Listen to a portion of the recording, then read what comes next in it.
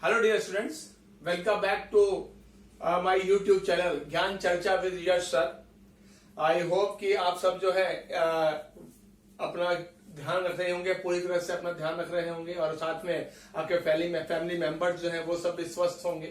Please take care of yourself, क्योंकि at present आपको जो है अपना पूरा ध्यान रखना है, ना केवल अपना, साथ में अपने परिवार का भी पूरा ध्यान रखना है।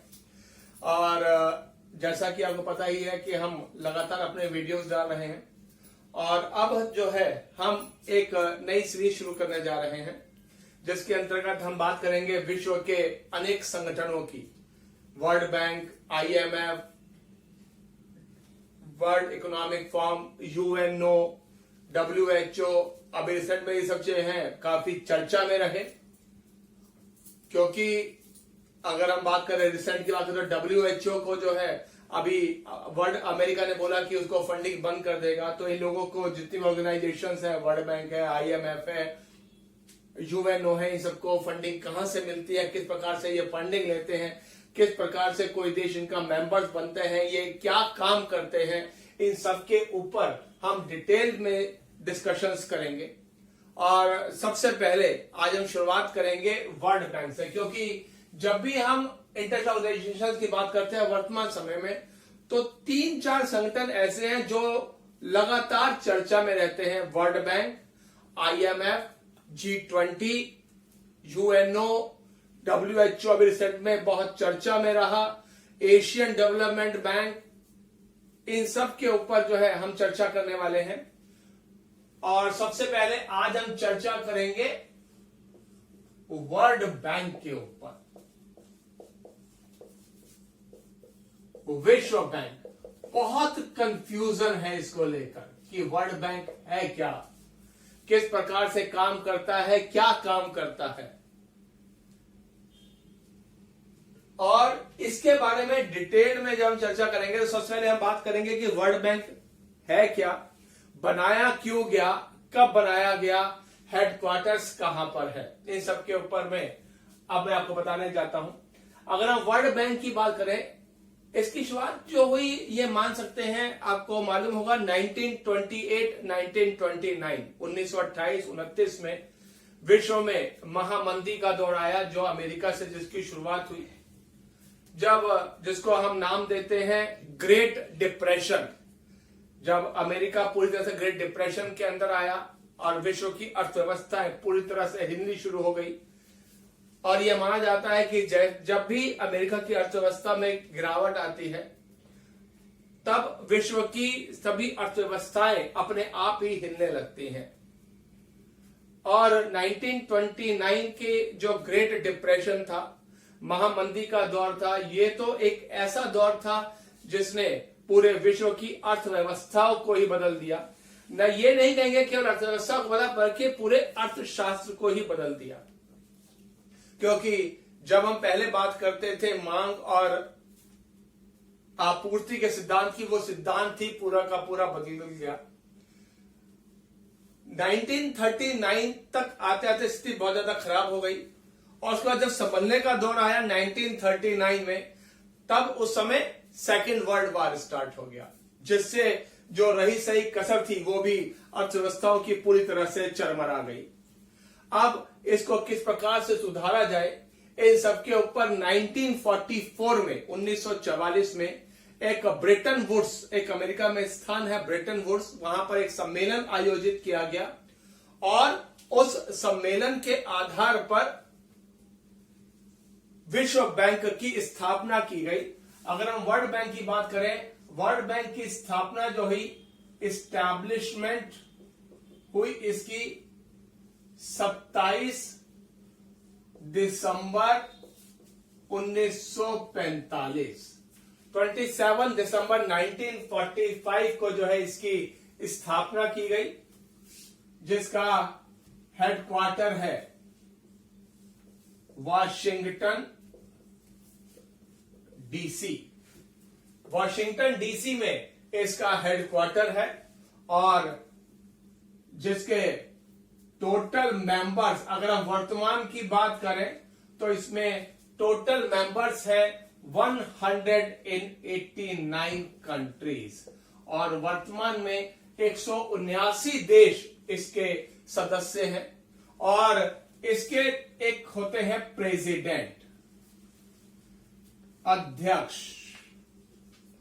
और इनके जो अध्यक्ष होते हैं वो 5 साल के लिए चुने जाते हैं और वर्तमान में इसके जो प्रेसिडेंट हैं वो है डेविड मालपास, अमेरिका के डेविड मालपास जो है वो इसके अध्यक्ष है। और याद रखिएगा विश्व बैंक के जो अध्यक्ष हैं वो केवल और केवल अमेरिका से ही चुने जाते हैं और 5 साल के लिए चुने जाते हैं और 5 साल के बाद इनका कार्यकाल यदि जो सदस्य देश है यदि वो चाहे तो इनका कार्यकाल जो है वो आगे भी बढ़ाया जा सकता है। तो यह वर्तमान में वर्ल्ड बैंक की स्थिति है। अगर हम वर्ल्ड बैंक की बात करें इसमें एक होते हैं CFO, chief financial officer, chief financial officer, जो वर्तमान में है अंशुला, जो भारत से है। याद रखिएगा ये SBI की भूतपूर्व मैनेजिंग डायरेक्टर थी जिनको अभी जो है वर्ल्ड बैंक में चीफ फाइनेंशियल ऑफिसर के पद पर रखा गया है। अब विश्व बैंक है क्या? यानी कि विश्व बैंक एक्चुअली ये कोई बैंक है ही नहीं। सबसे इंपॉर्टेंट चीज, जब विश्व बैंक की बात करते हैं तो विश्व बैंक जो एक ग्रुप है, ग्रुप ऑफ इंस्टीट्यूशंस, ये एक संगठनों का समूह है। यानी कि एक ये बड़ा संगठन है जिसके अंतर्गत 5 इंस्टीट्यूशंस हैं जो विश्व के अनेक देशों को लोन देने का कार्य करते हैं। और जो विश्व बैंक है ये किस काम पे लोन देता है? सबसे पहली चीज तो ये है कि वर्ल्ड बैंक लोन देता किस पर्पस के लिए है। क्या ये शॉर्ट टर्म लोन देता है या लॉन्ग टर्म नहीं देता? याद रखिएगा विश्व bank provides long term loans to member countries for development work और फॉर नेचुरल कैलामिटीज। याद रखिएगा जो विश्व बैंक है वो सदस्य देशों को लंबी अवधि के का लोन देता है, या तो वो देता है विकास कार्यों के लिए या फिर देता है प्राकृतिक आपदाओं के लिए।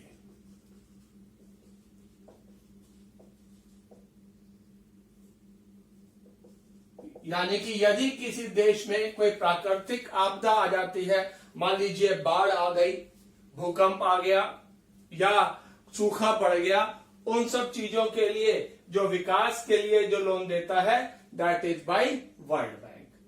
या किसी जगह कोई विकास कार्य किया जाना है, सपोज कीजिए भारत में सिंचाई विकसित करने के लिए, इरिगेशन के लिए हमें फंड चाहिए, तो कौन देगा? वो विश्व बैंक देगा। या मान लीजिए सड़क निर्माण के लिए जो लोन देगा that will be by World Bank. या हम जैसे हमने सफाई हमने चलाया, स्वच्छता अभियान चलाया, स्वच्छ भारत अभियान चलाया। स्वच्छ भारत अभियान में भारत ने विश्व बैंक से $1.2 बिलियन, $1.2 अरब का लोन लिया, दैट इज फॉर स्वच्छ भारत अभियान, that is by World bank. जब हम कहते हैं कि हमें विश्व बैंक ने लोन दिया तो इसका अर्थ होता है वो जो लोन है विश्व बैंक की किसी एक संस्था ने हमें लोन दिया। जैसे बताया वर्ल्ड बैंक डायरेक्ट लोन नहीं देता है, वर्ल्ड बैंक की अनेक संस्थाएं हैं जो उसके अंतर्गत लोन देती हैं। ये विश्व बैंक जो है वो 5 संस्थाओं से मिलकर बनी हुई एक बड़ी संस्था है। अगर हम बात करें, हम 5 संस्थानों की बात करें, इसमें जो पहली संस्था आती है, जब हम कहते हैं हमें विश्व बैंक ने हमें लोन दिया, तो इसका अर्थ होता है, इसकी जो सबसे पहली संस्था आती है दैट इज कॉल्ड IBRD। और सबसे पहले जब हम बात करते हैं हमें सिंचाई के लिए लोन दिया या हमें स्वच्छ भारत अभियान का लोन दिया गया, तो वो लोन कौन देगा? IBRD देगा। IBRD की स्थापना विश्व बैंक के साथ साथ ही 1945 में की गई थी। IBRD is international bank for reconstruction and development, अंतरराष्ट्रीय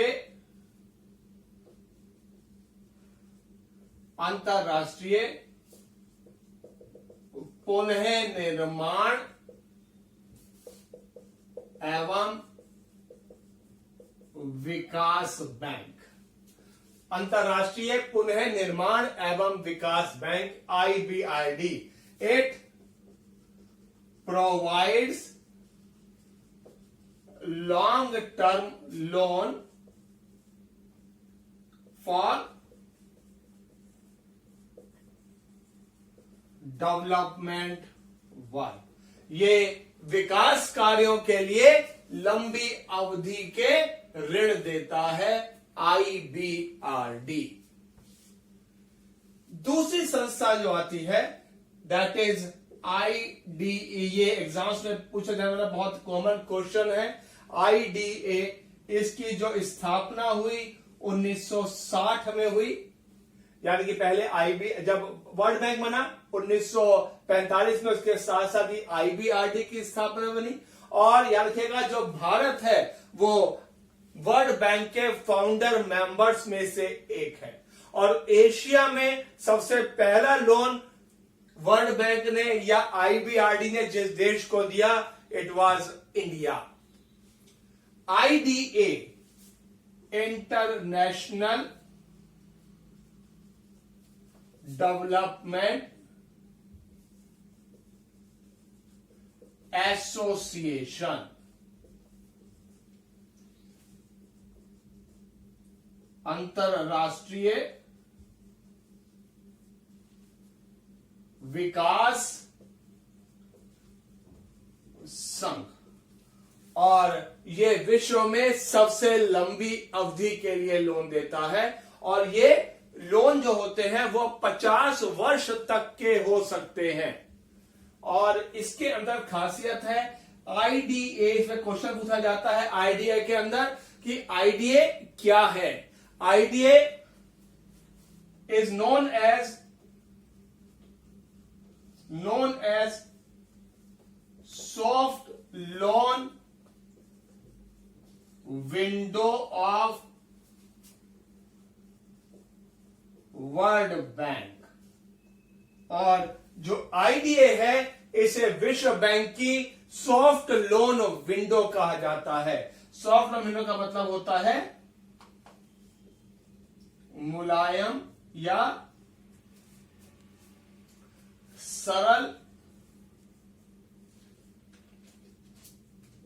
ऋण खिड़की। इसको गुलाम देते हैं हम मुलायम या सरल ऋण खिड़की। इसका अर्थ होता है, सॉफ्ट लोन का मतलब होता है वो लोन जिस पर इंटरेस्ट रेट या तो 0 होता है या लगभग 0 होता है। यानी कि जब हमें वर्ल्ड बैंक से बिना ब्याज के जो लोन देता है दैट इज IDA। और ये जो लोन देता है that is for natural calamities, या कोई अल्प विकसित देश है उस देश को विकास कार्यों के लिए जो लोन दिया जाता है that is by IDA। IDA या तो नेचुरल कैलामिटी के लिए लोन देगा, प्राकृतिक आपदा को लोन लेगा, या जो गरीब देश होते हैं बिलो पॉवर्टी लाइन में जहां पर ज्यादा संख्या होती है, जो गरीब देश होते हैं उन सबको, इसको हम नाम देते हैं अंडर डेवलप्ड कंट्री, अल्प विकसित देश, उन देशों को जो लोन दिए जाते हैं दैट इज बाय आईडीए। एक चीज और याद रखिएगा, विश्व बैंक जब लोन देता है, जब हमने कहा कि भारत के ऊपर विश्व बैंक का कर्जा है, तो या तो वो कर्जा आईबीआरडी का होगा या आईडीए का होगा। इसके अलावा विश्व बैंक की कोई अन्य संस्था किसी देश को ऋण नहीं देती। यानी कि जब हमने कहा कि भारत के ऊपर अगर हम बात करें 31 मार्च 2019, 31 मार्च 2019 भारत के ऊपर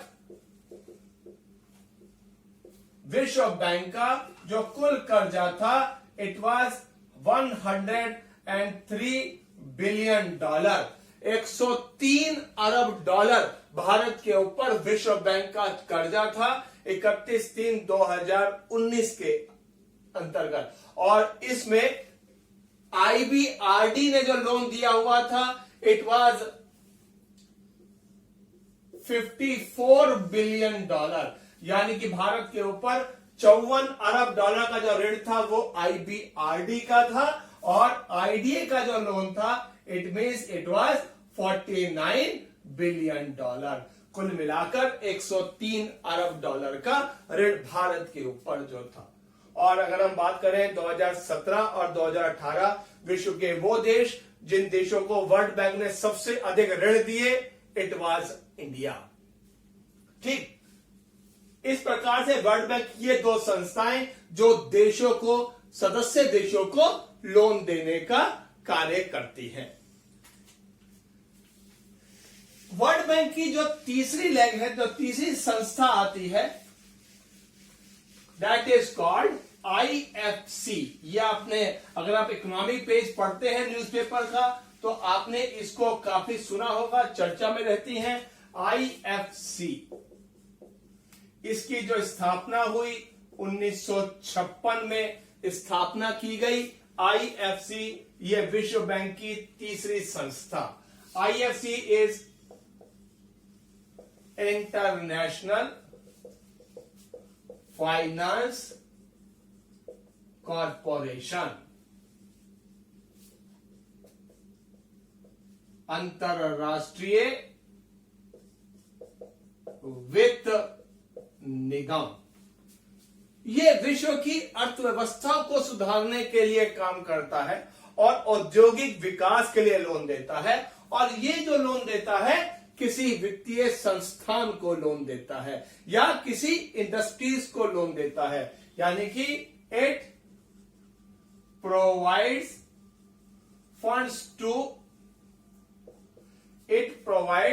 funds to industrial units for industrial growth. यानी कि औद्योगिक विकास के लिए औद्योगिक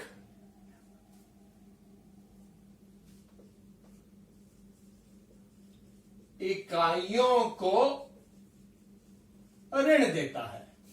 यानी कि यदि टाटा को अपने औद्योगिक विकास के लिए लोन चाहिए तब कौन देगा? आईएफसी देगा। और इसमें देश का कोई साथ नहीं होता है, यानी कि भारत सरकार की कोई गारंटी नहीं होती है इसके अंतर्गत। यानी कि वर्ल्ड आईएफसी जाने और टाटा जाने, या मान लीजिए रिलायंस को अपने औद्योगिक विकास के लिए वर्ल्ड बैंक से फंडिंग चाहिए तो कौन देगा? That will be by IFC. They उनकी टर्म्स एंड कंडीशंस हैं। और इसके अलावा हम आगे जब डिस्कस करें बताऊंगा भी सही। आपने देखा होगा कि आपने नीचे से पढ़ा भी होगा, आईएफसी ने अभी रिसेंटली मसाला बॉन्ड्स जारी किए भारत की अर्थव्यवस्था के अंदर। तो भारत में औद्योगिक विकास के लिए आर्थिक समान विकास को डेवलप करने के लिए आईएफसी वर्ल्ड बैंक की तीसरी संस्था देशों के औद्योगिक विकास के लिए कार्य करती है। ये विश्व बैंक की 3 संस्थाएं हैं जो लोन देने का काम करती है, यानी कि आईबीआरडी और आईडीए देशों को लोन देती है और आईएफसी औद्योगिक विकास के लिए लोन देती है। अब इसके अलावा कोई और संस्था वर्ल्ड बैंक की लोन देने का कार्य नहीं करती, यानी कि 2 संस्थाएं और इसकी होती हैं। चौथी होती है मीगा। इसकी स्थापना हुई 1987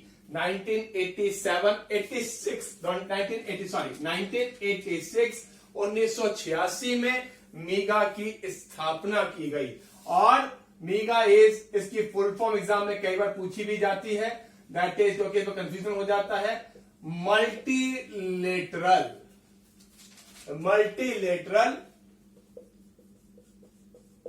इन्वेस्टमेंट गारंटी एजेंसी, यानी कि बहुस्तरीय निवेश प्रत्याभूति संस्था। मीगा ये 2 देशों के बीच आपसी व्यापारिक संबंधों के लिए कार्य करता है। आपको पता होगा कि एफडीआईज आती हैं और एफडीआईज में या 2 देशों के बीच जो आर्थिक समझौते होते हैं उसके अंतर्गत मीगा कार्य करता है। यानी कि मान लीजिए अगर हम बात करें चाइना की कंपनीज इंडिया में है, इंडियन कंपनीज चाइना में काम करती हैं, या साउथ कोरिया की कंपनी ने हमारे यहां पर सैमसंग का प्लांट लगाया, तो उन सब के लिए जो गारंटी का काम करता है दैट इज बाय मीगा। यानी कि मीगा एक प्रकार से ये गारंटी प्रोवाइड करती है कि आप अपनी कंपनीज को दूसरे देश में लगाइए, दूसरा देश आपकी कंपनीज को किसी प्रकार का नुकसान नहीं पहुंचाएगा, प्लस इसके अलावा जो विदेशी कंपनी जो हमारे यहां पर आकर काम करेगी वो हमारे देश के हितों को किसी प्रकार से नुकसान नहीं पहुंचाएगी। यानी कि एक प्रकार से 2 देशों के बीच ये एक समन्वय का काम करता है, कोऑर्डिनेशन का काम करता है कि 2 देशों के बीच जो बिजनेस है, औद्योगिक विकास है, वो आपस में चलता रहे, यानी कि एक देश दूसरे देश को किसी प्रकार से नुकसान ना पहुंचाए आर्थिक रूप से।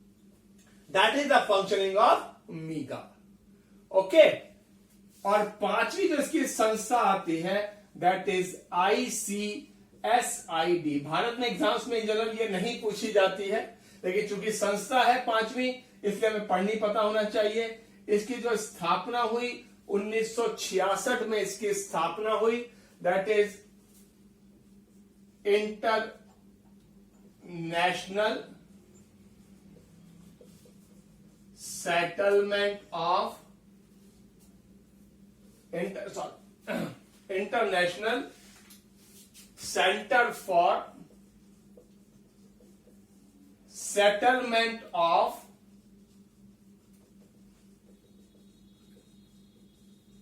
Investment disputes. International centre for settlement of investment disputes, अंतरराष्ट्रीय निवेश विवाद निपटारा केंद्र। यदि किन्हीं 2 देशों के बीच किसी मुद्दे को लेकर, किसी निवेश को लेकर कोई विवाद हो जाता है, तब उस विवाद को यह सुलझाने का काम करता है। याद रखिएगा, बेसिकली भारत जब 1996 की स्थापना की गई, इसमें भारत इसका सदस्य नहीं बना। India is not a member, Bharat इसका सदस्य नहीं है। तो ये 5 संस्थाएं हैं जो कि भारत के सदस्य नहीं बनेगा। बहुत से कारण भी हैं, क्योंकि आपको पता होगा एक संस्था है WTO, वर्ल्ड ट्रेड ऑर्गेनाइजेशन। जब हम WTO के मेंबर हैं, जब सारे के सारे विवाद वहां पर सॉल्व हो जाते हैं तो भारत जो था इस का सदस्य, उसको बनने की आवश्यकता नहीं लगी और भारत जो है वो वर्ल्ड बैंक की 5वीं जो संस्था है इसका मेंबर नहीं है, केवल पहली 4 का ही मेंबर है। तो ये विश्व बैंक इन 5 संस्थाओं से मिलकर बनी हुई एक बड़ी संस्था है। अब यहां पर एक और चीज सवाल पैदा होता है कि यदि कोई देश विश्व बैंक का सदस्य बनना चाहता है तो किस प्रकार से बन सकता है, पहली चीज। दूसरी चीज, हमने बोला कि विश्व बैंक की जो संस्थाएं हैं वो लोन देने का कार्य करती हैं। अब विश्व बैंक के पास या जैसे बात करें IBRD के बाद या IDA के पास लोन देने के लिए पैसा कहां से आता है, ये एक बहुत बड़ा क्वेश्चन है। इसको हम नेक्स्ट वीडियो में डिटेल में डिस्कस करेंगे कि वर्ल्ड बैंक के सदस्य कोई देश यदि बनना चाहता है तो किस प्रकार से बनेगा, और ना केवल ये, प्लस वर्ल्ड बैंक के पास पैसा कहां से आता है। प्लस इसके अलावा हम चर्चा करेंगे इसकी जुड़वा बहन ट्विन सिस्टर को नाम देते हैं IMF, इंटरनेशनल मॉनेटरी फंड। ये जो सदस्य देश किस प्रकार से बनते हैं या विश्व बैंक के पास पैसा कहां से आता है, वो IMF से जुड़ा हुआ क्वेश्चन है। उसके साथ ही जब हम IMF को पढ़ेंगे तो उसके साथ ही हमें पता चलेगा ये तब हमें पता चलेगा कि विश्व बैंक का कोई देश सदस्य किस प्रकार से बनता है और उसके पास पैसा किस प्रकार से आता है। Thank you very much for today's class. I hope कि आपको वीडियोस पसंद आ रही होंगी, इसलिए मैं आपसे दोबारा से एक बार रिक्वेस्ट करूंगा कि हमारा जो वीडियो है उसको ज्यादा से ज्यादा लोगों के साथ शेयर कीजिए, हमारा चैनल है उसको सब्सक्राइब कीजिए और बेल आइकन को प्रेस कीजिए। Thank you very much for today's class.